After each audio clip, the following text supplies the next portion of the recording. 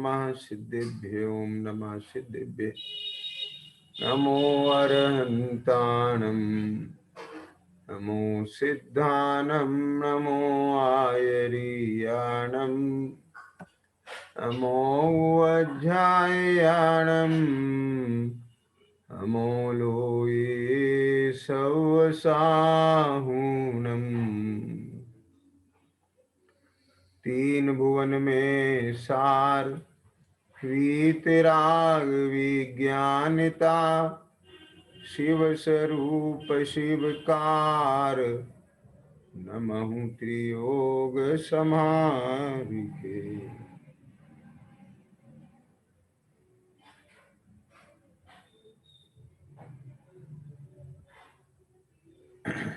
छैडाला जी के आधार से अपना स्वाध्याय चल रहा है और इस संदर्भ में तीसरी ढाल के 7वें छंद की कल चर्चा की थी कि जो अजीब है उसके 5 भेद किए। चेतनता बिन सो अजीब है पंच भेदता के हैं। उद्गल पंच बरन रस गंध दो फरस वसु जाके हैं। जिये पुद्गल को चलन सहाई धर्म द्रव्य अनुरूपी तिष्ठत होए अधर्म सहाई जिन बिन मूर्ति निरूपी। सकल द्रव्य को वास जास में सो आकाश पिछानो नियत वर्तना निस्दिन सो व्यवहार काल परिमानो। तो ये 5 भेद में पुद्गल धर्म अधर्म आकाश और काल है ना, ये 5 भेद की बात आ गई। उसमें से पुद्गल द्रव्य की चर्चा कल कर रहे थे तो उसमें ये बात आई थी कि जो पुद्गल होता है उसमें स्पर्श रस गंध वर्ण ये उसके गुण हैं और 5 प्रकार का वर्ण है, 5 प्रकार का रस है, 2 प्रकार की गंध होती है, ये पर्याय हैं उन गुणों की। और स्पर्श की 8 पर्याय हैं। ये कल चर्चा की थी और इसमें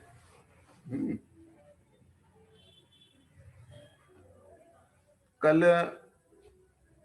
स्कंध में जो 6 भेद हैं उनकी भी कल चर्चा की थी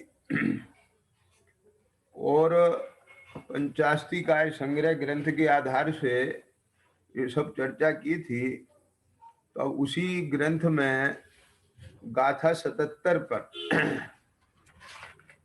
ये चर्चा की है कि सर्व स्कंधों का जो अंतिम भाग उसे परमाणु जानो। अंतिम भाग यानी बिल्कुल लास्ट, जिसका दूसरा विभाग नहीं हो सकता है, उसे क्या जानो? उसे परमाणु जानो। सब्वेसिम खंडाणम जो अंतो तम वियाण परमाणु, उसे परमाणु जानो जो अंतिम भाग है। तो इसलिए परमाणु क्या है? परमाणु वह है जो अविभागी है, एक है, शाश्वत है, मूर्ति प्रभव और अशब्द है। सो सदो असदो एको अविभागी मूर्ति भवो, है ना। तो एक परमाणु की बात की है। यह परमाणु की व्याख्या है। पूर्वोक्त स्कंद रूप पर्यायों का जो अंतिम भेद वह परमाणु है।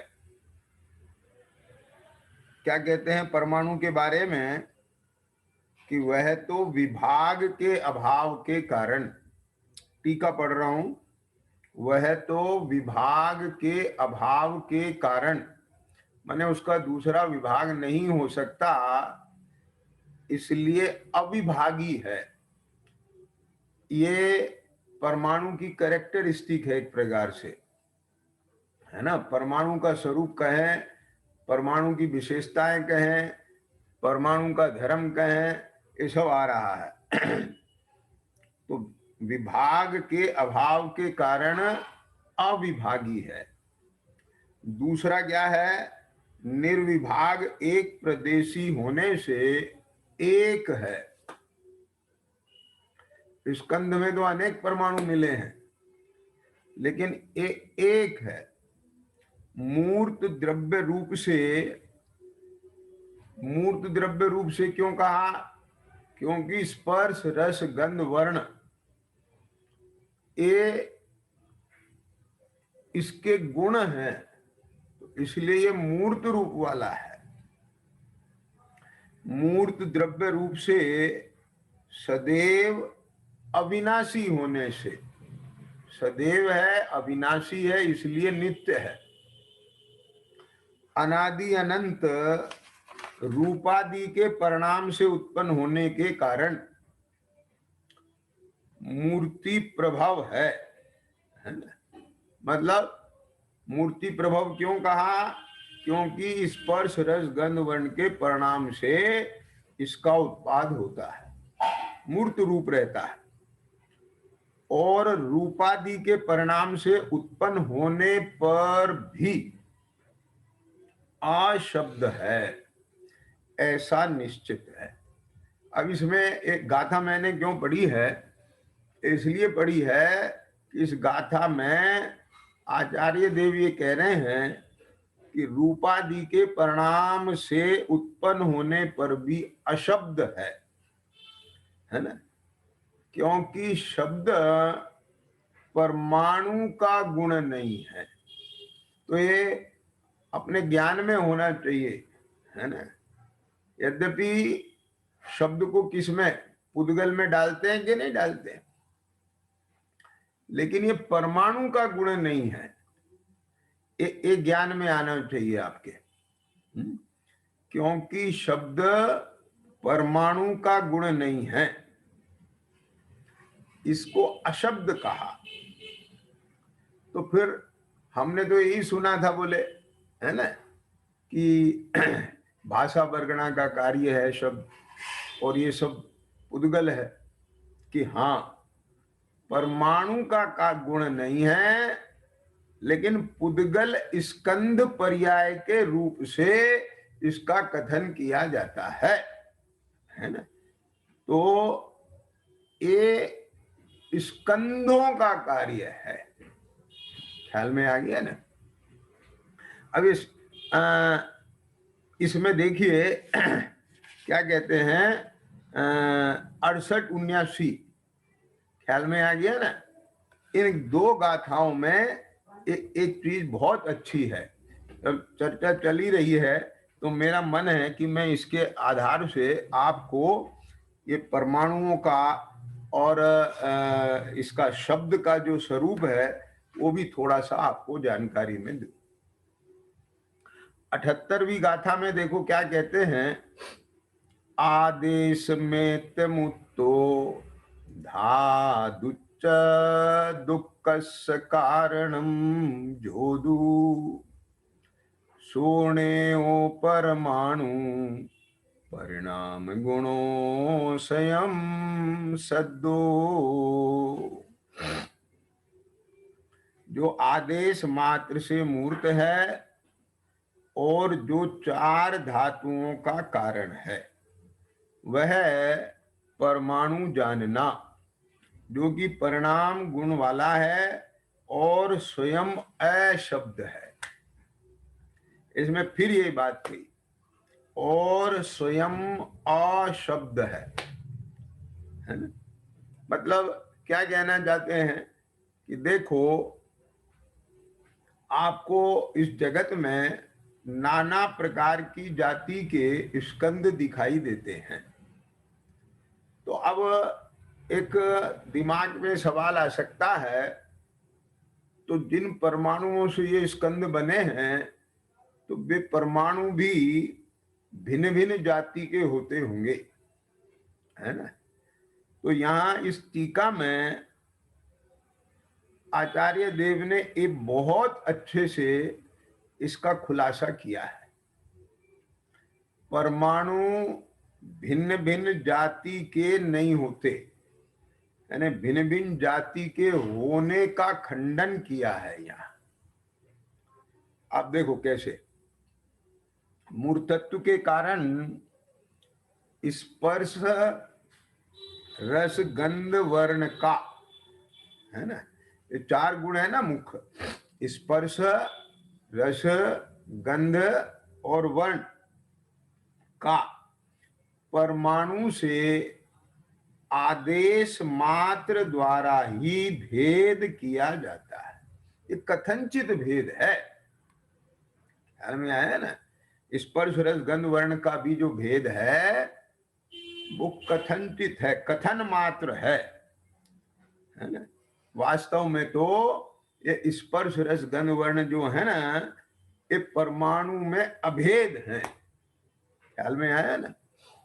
अब क्या कहते हैं, वस्तुतः तो जिस प्रकार परमाणु का वही प्रदेश, देखो बहुत बढ़िया चर्चा है, एक ही प्रदेश है ना परमाणु का, तो वही प्रदेश तो उसका आदि है, वही मध्य है और वही अंत है, ख्याल में आ गया ना। उसी प्रकार द्रव्य और गुण के अभिन्न प्रदेश है ना। तो जो परमाणु का प्रदेश है वही तो स्पर्श है, वही रस है, वही रस का है, एक ही प्रदेश है ना। तो जो स्पर्श का प्रदेश है वही रस का है, वही गंध का है, वही वर्ण का है, ख्याल में आ गया ना। तो इसलिए किसी परमाणु में यदि एक गंध गुण कम कर दिया जाए, उसमें स्पर्श भी है, रस भी है, वर्ण भी है, गंध नहीं है, तो क्या होगा। एक कंडीशन ये समझो, तभी तो भिन्न भिन्न जाति कहलाएंगे ना। और फिर दूसरे परमाणु में स्पर्श है, वर्ण है, गंध और रस नहीं है। और फिर एक परमाणु ऐसा है जिसमें गंध नहीं है, रस नहीं है और रूप नहीं है, समझ गए ना। तभी तो भिन्न भिन्न जाति बनेगी ना। एक परमाणु तो ऐसा है जिसमें स्पर्श भी है, रस भी है, गंध भी है और वर्ण भी है। एक में खाली गंध नहीं है, दूसरे में गंध और रस नहीं है, तीसरे में गंध रस वर्ण नहीं है। आप बात समझ गए ना। ऐसा तो ये व्यवस्था नहीं बन सकती। क्यों नहीं बन सकती? क्योंकि अगर ऐसा होगा तो वो परमाणु ही विनष्ट हो जाएगा, ख्याल में आ गया। क्यों? क्योंकि परमाणु उस गुण से अभिन्न प्रदेशी है। इसलिए किसी भी एक गुण की न्यूनता, कमी उचित नहीं है, ख्याल में आ गया ना। एक गुण भी कम हो तो उस गुण के कम होने से अभिन्न प्रदेशी परमाणु नष्ट हो जाएगा। तो इसलिए जितने भी परमाणु हैं लोक में वे सब समान गुण वाले हैं, भिन्न भिन्न जाति के नहीं है। ये बात आ गई, ख्याल में कि नहीं आ गई? समझ में आ रहा है? कठिन तो नहीं पड़ रही बात। तो भिन्न भिन्न जाति के नहीं है, है ना। अब इसमें बात ये आती है ना, कि सब ये अपने को तो ऐसा लगता है, ख्याल में आ गया ना, कि भिन्न भिन्न जाति के हों, क्योंकि ये चार धातुओं के कारण हैं। जैसे पृथ्वी, जल, अग्नि और वायु, समझ गए कि नहीं? तो एक ही परमाणु कारण है, समझ गए कि नहीं? लेकिन एक चीज बताओ, जैसे जल है, उसमें रस नहीं है, कैसे स्वाद है उसका? गंध नहीं है, जल है। तो अब उसमें से दो गुण तो दिखते नहीं है, तो कैसे होगा? ख्याल में आ गया ना? गंध नहीं होती उसमें, पानी में, ख्याल में आ गया ना? पिएंगे तो उसका कुछ स्वाद तो आता है, स्पर्श भी होता है, रूप भी दिखता है, पर गंध वंध कुछ नहीं दिखाई देती। तो बोले उसमें गंध अव्यक्त है, ख्याल में आ गया? गंध गुण रहित नहीं है वो परमाणु। बोले उसमें जो गंध है वो अव्यक्त है। जैसे अग्नि है, अग्नि में स्पर्श व्यक्त दिखाई देती है, उष्णता दिखती है ना, उसका वर्ण भी व्यक्त दिखाई देता है, लेकिन गंध और रस ये अव्यक्त होते हैं। वायु, हवा, उसमें स्पर्श व्यक्त है और बाकी अव्यक्त है। तो यहां एक कहना चाह रहे हैं कि ये जो अंतर दिखता है ये व्यक्तता और अव्यक्तता की अपेक्षा से है, गुणों की हीनाधिकता से नहीं है। ख्याल में आ गया? लेकिन भले ही उस परमाणु में कोई स्पर्श रस गंध वर्ण में से कोई गुण अव्यक्त हो, ये तो है बात, लेकिन है ही नहीं ऐसा नहीं है, होते तो ये चारों ही अवश्य है। ख्याल में आ गया? लेकिन अगर कोई कहे कि जैसे ये स्पर्श रस गंध वर्ण में से वायु है, अब उसमें वायु में स्पर्श व्यक्त है, बाकी अव्यक्त है। अग्नि है, अग्नि में स्पर्श और वर्ण व्यक्त है, बाकी अव्यक्त है। पानी में गंध अव्यक्त है। तो ऐसे ही शब्द को भी अव्यक्त मान लो तो क्या दिक्कत है? बात समझ गए ना? तो एक चीज यहां पर स्पष्ट की है। देखो,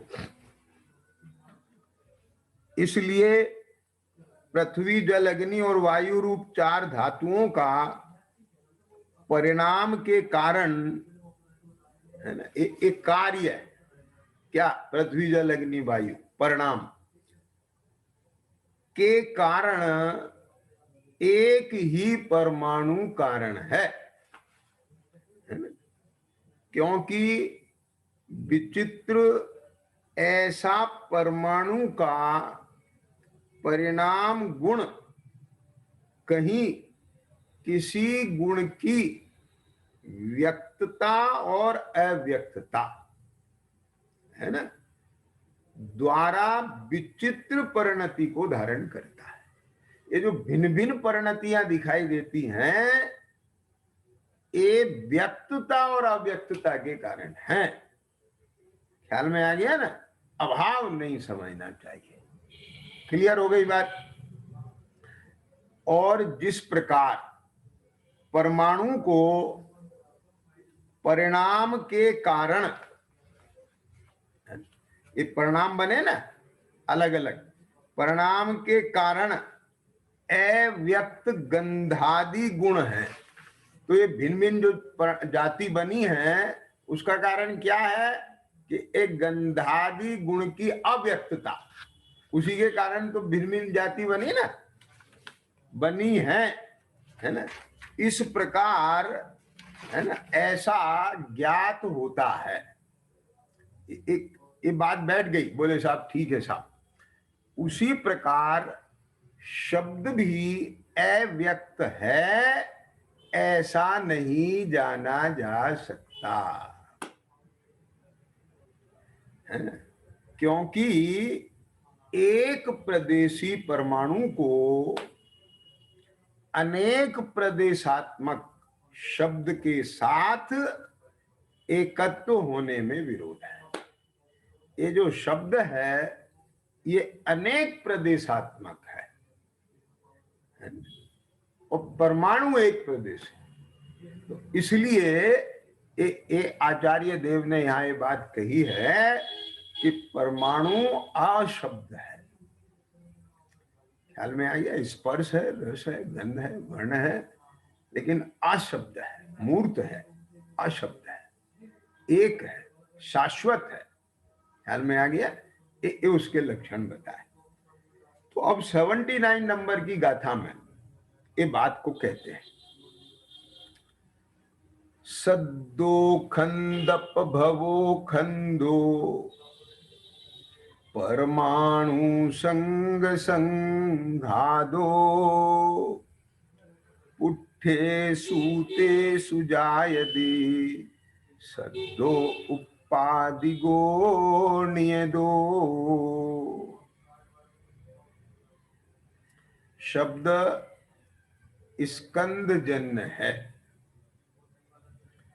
स्कंद परमाणु दल का संघात है और वे स्कंद स्पर्शित होने से, टकराने से शब्द उत्पन्न होता है।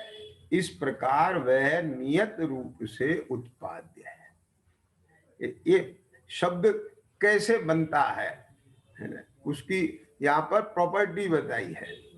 इस शब्द कैसे उत्पन्न होता है, ये आपके लिए हो सकता है ये पहली बार जानने में आए। देखिए, शब्द उद्गल स्कंद पर्याय है, ऐसा यहां दर्शाया है ना? इस लोक में बाह्य श्रवणेन्द्रिय द्वारा अवलंबित है ना। शैली देखो कितनी व्यवस्थित। लोक में बाह्य श्रवणेन्द्रिय द्वारा अवलंबित, भावेंद्रिय द्वारा जानने योग्य, क्या अवलंबन किसका? द्रवेंद्री का। जानना का कार्य किसमें? भावेंद्री में, है ना। भावेंद्री द्वारा जानने योग्य ऐसी जो ध्वनि है, आवाज, वह शब्द है। बराबर? वह वास्तविक स्वरूप से अनंत परमाणुओं के एक स्कंद रूप पर्याय है। ये एक परमाणु का कार्य नहीं है। क्या है ये?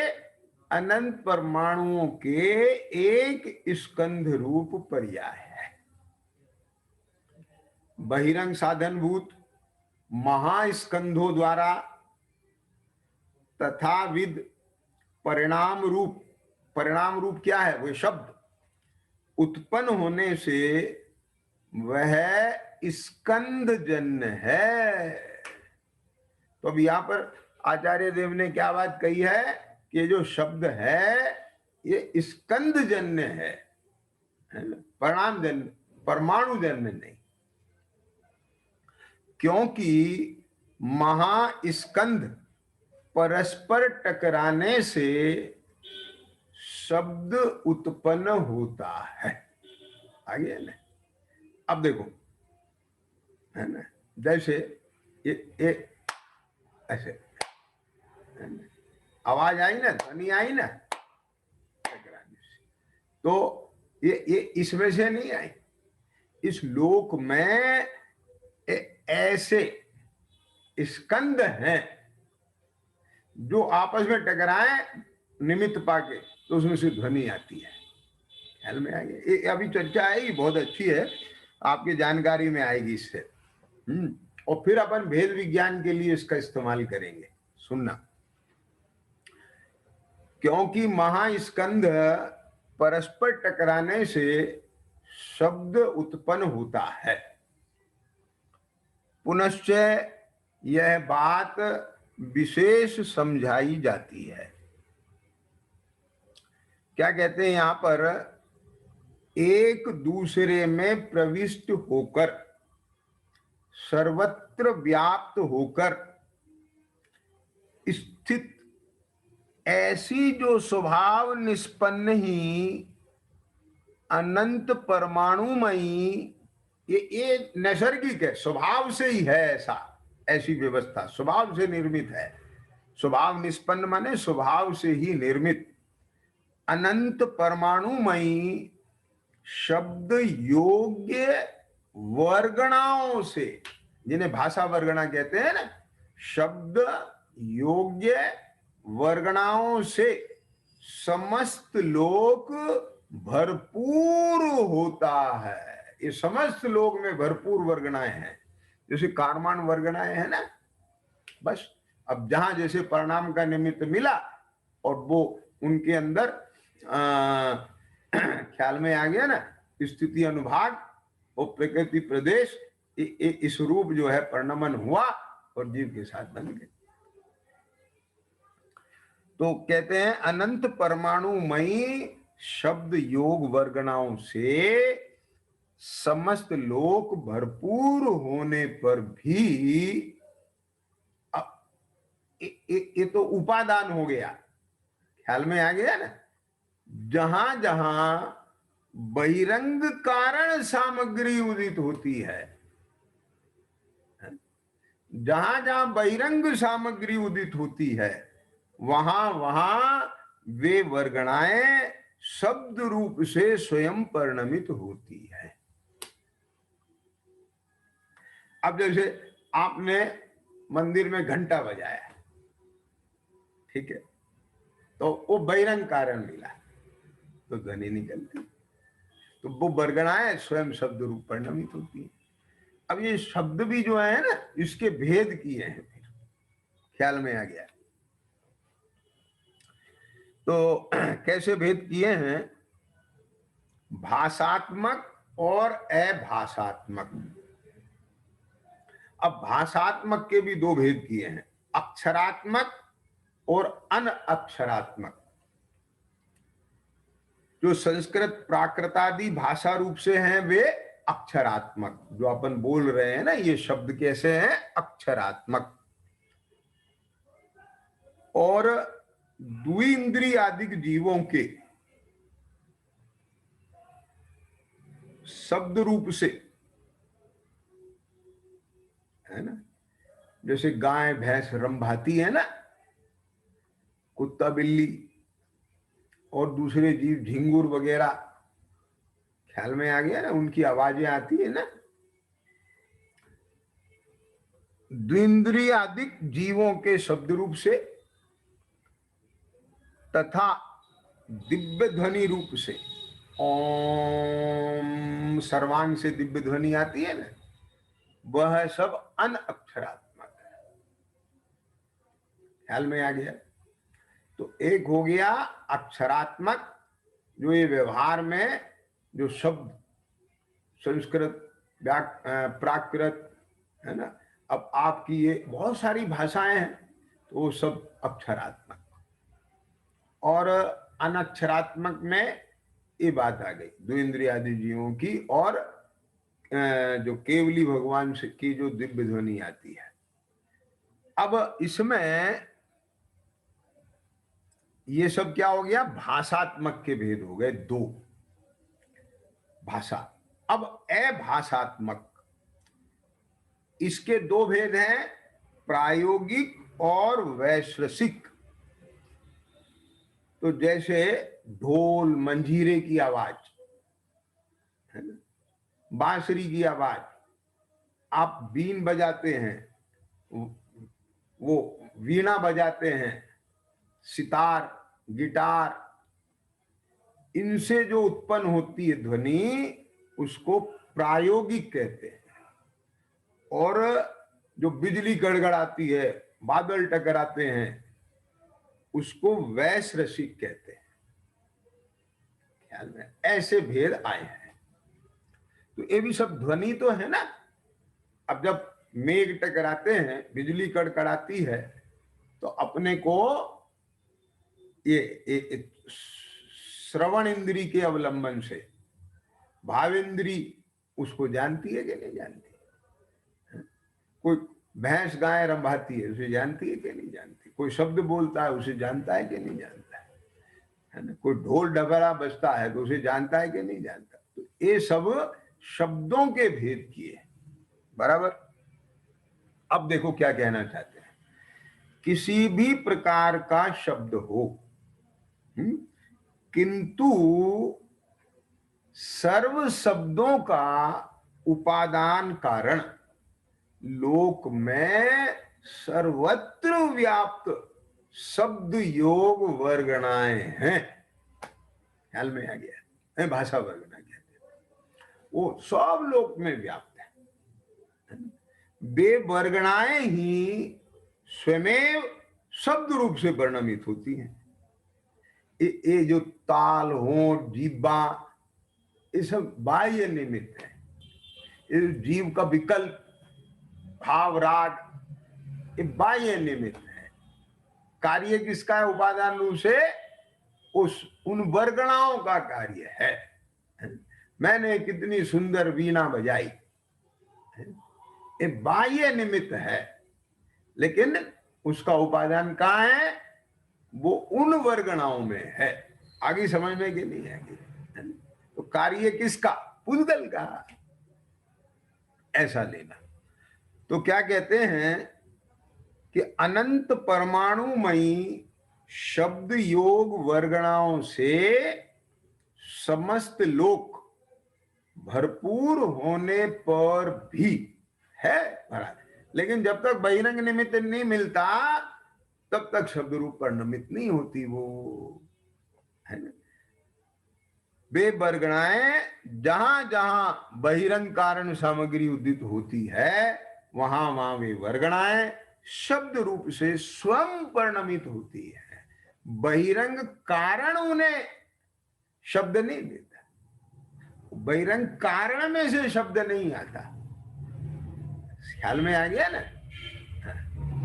लेकिन ऐसा निमित्त नैमित्तिक पना है, समझ में आ गया। उनमें शब्द रूप परिणमित होने का उपादान है, क्या कहा, और उधर बाहर में निमित्त मिलता है, बहिरंग कारण मिलता है, सामग्री मिलती है। ऐसी ख्याल में आया। अब जैसे ढोलक है, आपने उस पर थाप मारी,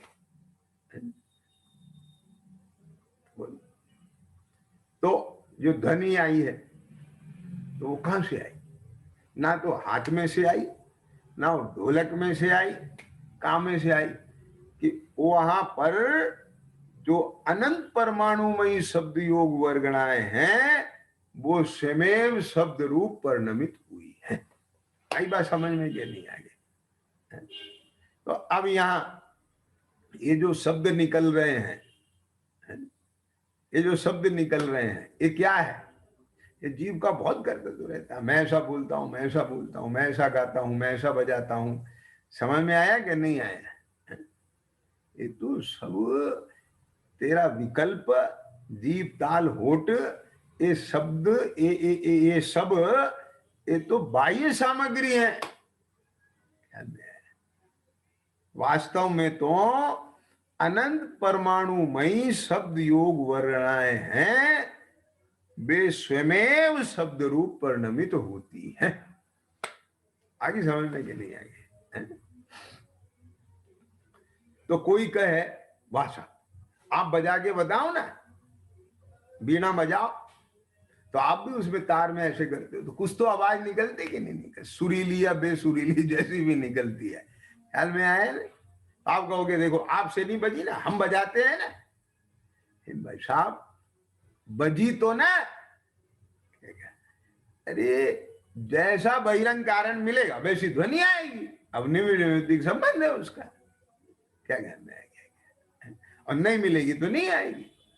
आपका जिस प्रॉपर वे में वो बहिरंग कारण मिला तो उस प्रकार की आई, तो उसमें से नहीं आई, आई वो अनंत परमाणुमयी शब्द योग वर्गणाओं में से, वह स्वयं परिणमित हुई है, वो उसका कार्य है, और जीव सारा अपना कार्य मान लेता है। आगे समझने के लिए आगे अहंकार करता, स्वामित्व करता ऐसा। और जो अपना उपादान है, अपना जो कार्य है जीव का, जो अपना गुण धर्म है, दर्शन ज्ञान, वो उस पर ध्यान ही नहीं जाता, ख्याल में है। हाँ, उसका कोई से कर्तव्य नहीं है। मैं जानने वाला हूँ, मैं देखने वाला हूँ, मैं जानी तो रहा हूँ, मैं देखी तो रहा हूँ। ख्याल में आया कि नहीं आया? इधर भजन नहीं है। भजन सब पर के कार्य को अपना मान कर। तो क्या कहते हैं देखो यहाँ, अनंत परमाणुमयी शब्द योग वर्गणाओं से समस्त लोक भरपूर होने पर भी जहां जहां बहिरंग कारण सामग्री उदित होती है, वहां वहां वे वर्गणाएं शब्द रूप से स्वयं परिणमित होती है। इस प्रकार शब्द नियत रूप से उत्पाद्य है। ख्याल में आ गया ना? क्या लिखा है? इस प्रकार शब्द नियत रूप से, निश्चित व्यवस्था है लोक की, उत्पाद्य है, ख्याल में, उत्पन्न होने योग्य है। यानी ऐसा उपादान अनंत परमाणुमय शब्द योग वर्गणाओं में है, और उनकी शब्दों की उत्पत्ति में अन्य कोई निमित्त है। ख्याल में आ गया? तो नियत रूप से उत्पाद्य है, इसलिए वह स्कंधजन्य है। ये बात यहां आचार्य देव ने सिद्ध की। ख्याल में आ गया कि नहीं आया? तो इस चर्चा में ये जो अपन ने अभी जो चर्चा ली है ना, 77 नंबर की गाथा और 78 नंबर की गाथा, है ना? क्या कहा? 77, 78 और 79, ये 3 गाथा अपन ने अभी इनका वांचन किया है। और इन तीनों गाथाओं से सारभूत बात क्या निकल के आई पुद्गल द्रव्य के संबंध में, कि जो परमाणु है उसमें स्पर्श है, रस है, गंध है, वर्ण है, लेकिन अशब्द है परमाणु। तो ये शब्द क्या है? पुद्गल स्कंधों का कार्य है।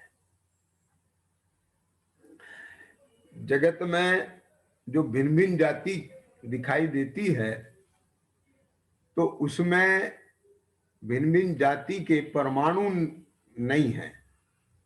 परमाणु की जाति तो एक है, लेकिन जैसे जल है, पृथ्वी है, अग्नि है, वायु है, ये जो धातुएं हैं, इन सब में, है ना, जो परमाणु काम करता है, तो वो क्या करता है कि उसके कुछ गुण अव्यक्त होते हैं और कुछ व्यक्त होते हैं, जिनके कारण स्कंधों की जातियों में आपको विचित्रताएं देखने को मिलती है।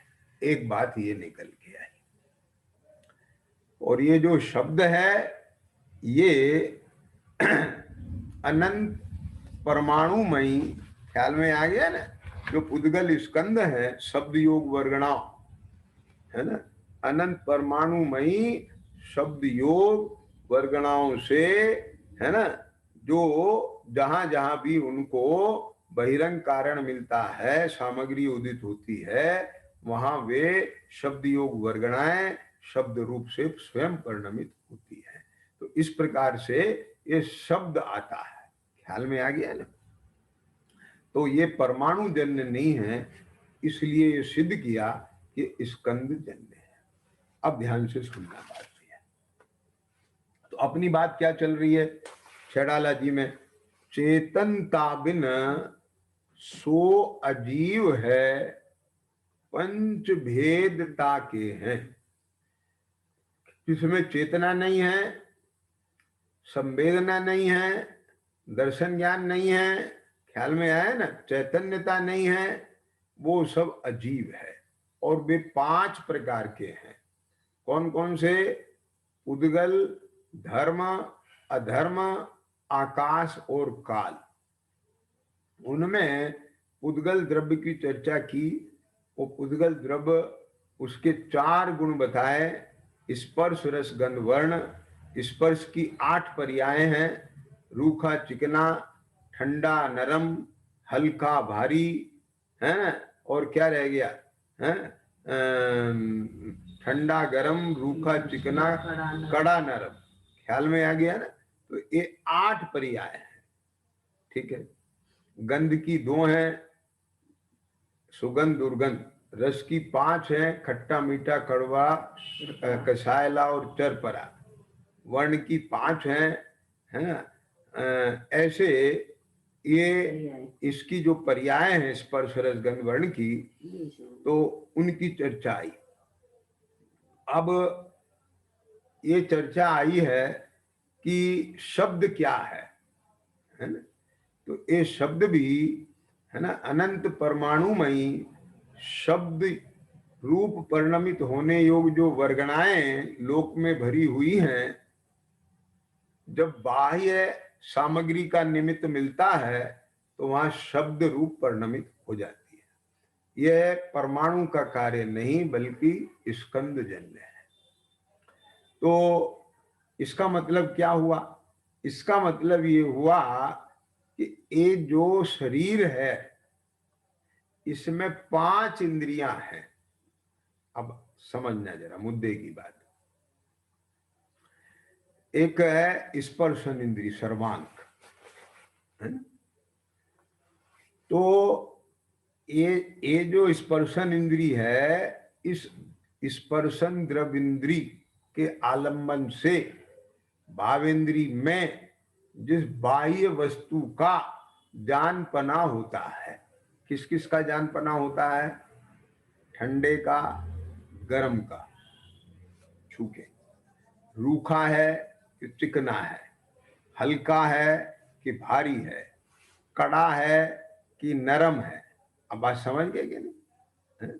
तो बे सब पुद्गल जानो, ऐसे निकालना है बाप को। क्या कहा? वो अजीब है, जीव नहीं है।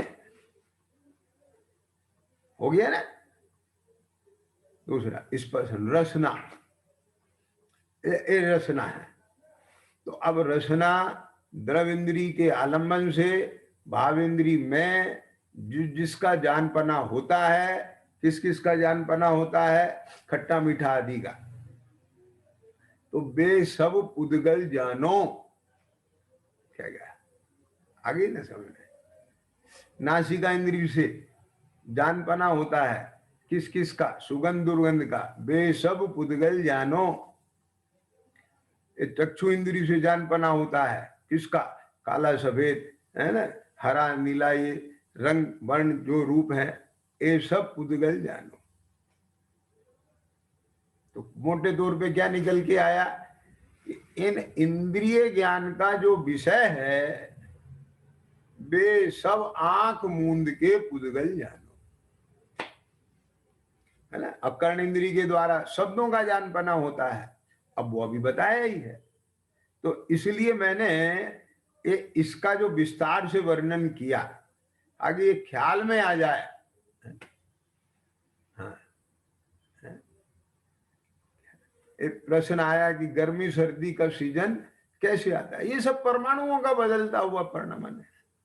ये मालूम है, सारे जितने भी परमाणु है ना, ये तो इनकी होती है ये पर्याय, बदलती हैं बाह्य निमित्त पा करके, उन्हीं में व्यक्त अव्यक्त पना चलता है। अब मालूम है, जैसे सूरज तो वहां है, ख्याल में आए?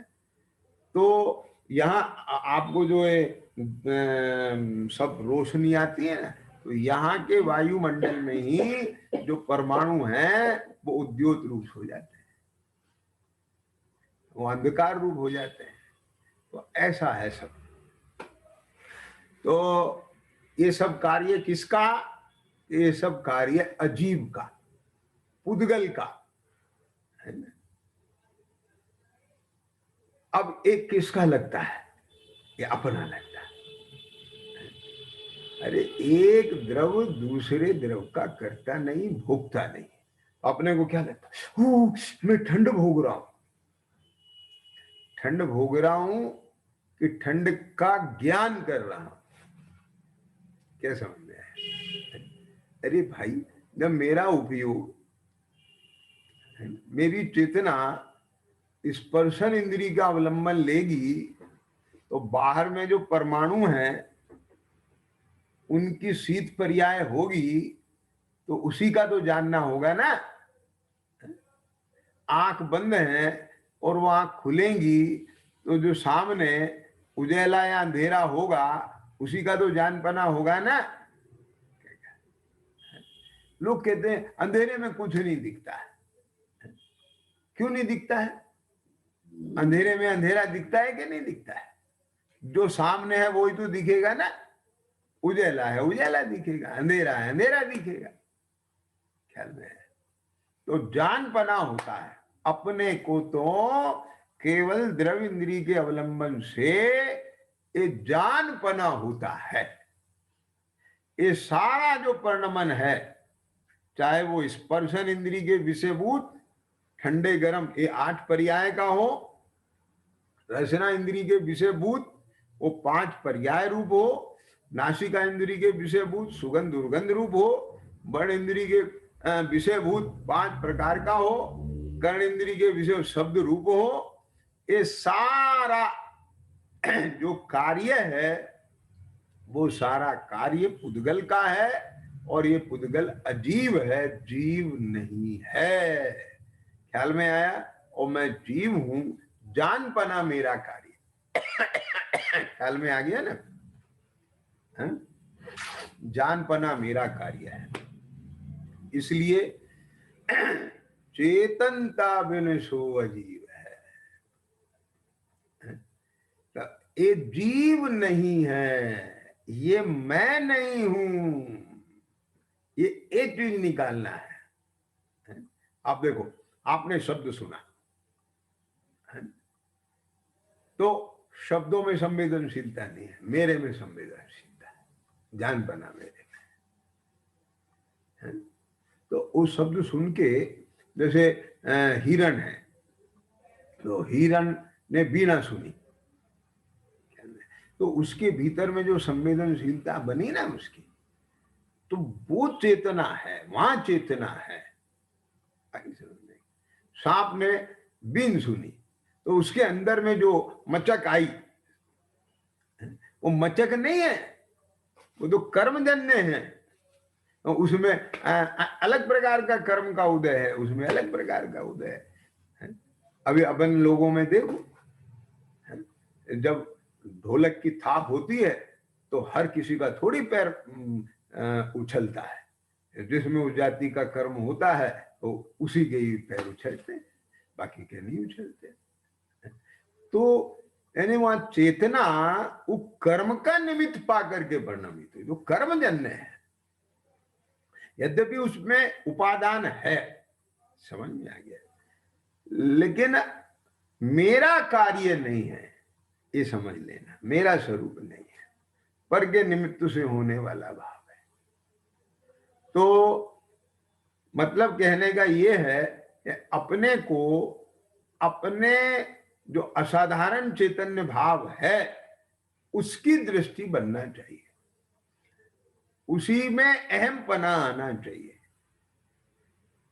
उसी में ही मगनता बनना चाहिए, ताकि ये जो पर द्रव्य हैं उनसे भिन्न अपना अस्तित्व निकाल के लाएं और अपने से भिन्न पर द्रव्यों को पर की सीमा में छोड़ दें और अपना जो दर्शन ज्ञान उपयोग है वो वहां से समेट करके अपने में ही मगनता को प्राप्त हो, तब वो निश्चय रत्नात्रय उसकी परिणति वहां प्रकट हो और उसकी परिणति वृद्धिंगत हो।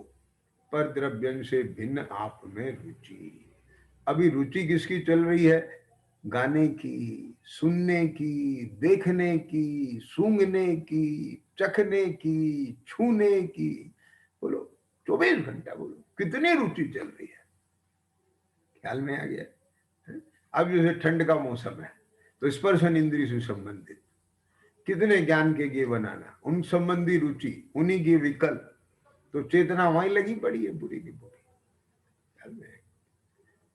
किसी को स्वाद संबंधी, तो उसकी चेतना वहीं लगी पड़ी है सारी की सारी। तो अपनी रुचि कब होगी? उन सब विकल्पों के अभाव में निर्विकल्प निराकुलता का संवेदन कब होगा? ये कभी नहीं। विकल्पों का ही वेदन होगा, आकुलता का वेदन होगा। एक विकल्प से दूसरा विकल्प, दूसरे से तीसरा विकल्प, तीसरे से चौथा विकल्प, बस वो उसी में भटकता है। ये भटकन ही संसार है। तो अब ये भटकन ना हो, पर को पर जाने, निज को निज जाने, है ना। एक कार्य मेरा नहीं है, एक कार्य किसका है? एक कार्य पुद्गल का है और वो अजीब है और मैं जीव। तो ऐसे हर एक को समझ करके और अपने को समझ करके उनसे अपने को भिन्न करना, अपने से उनको भिन्न करना, और फिर जो अपना अपनी चेतना पर सन्मुख बहती है, वो पर सन्मुख ना बह के भेद ज्ञान के विवेक रूपी ढाल के द्वारा वह ज्ञान जो विकल्पों के प्रभाव में बह रहा था, वो सारा का सारा अपने ज्ञान समुद्र भगवान आत्मा में आकर के निमग्न हो जाए। बस यही सुख शांति का एकमात्र मूल है और अपने को वहां तक पहुंचना है। उसी के लिए ये सारा विश्लेषण चल रहा है। सहजानंदी शुद्ध स्वरूपी अविनाशी मैं आत्म स्वरूप, सहजानंदी शुद्ध स्वरूप